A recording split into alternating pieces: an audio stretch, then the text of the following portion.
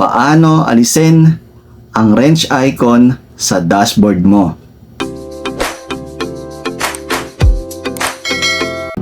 Magandang araw sa inyo mga tol. Welcome to my channel.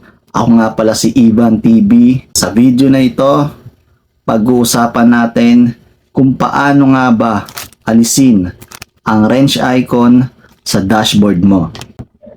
At bago nating simulan itong video na ito, please subscribe to my channel para updated ka sa mga related videos katulad nito.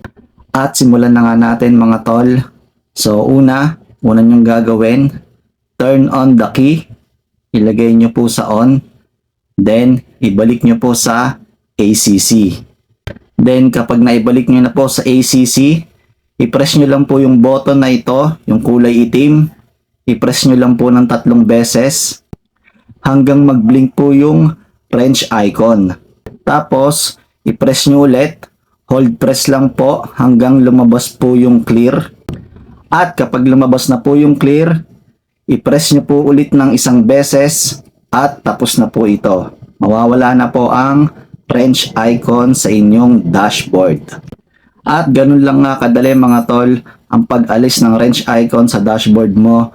At kung gusto mo pang makapanood ng mga videos katulad nito, please like and share and subscribe to my channel para updated ka sa mga susunod ko pa na video.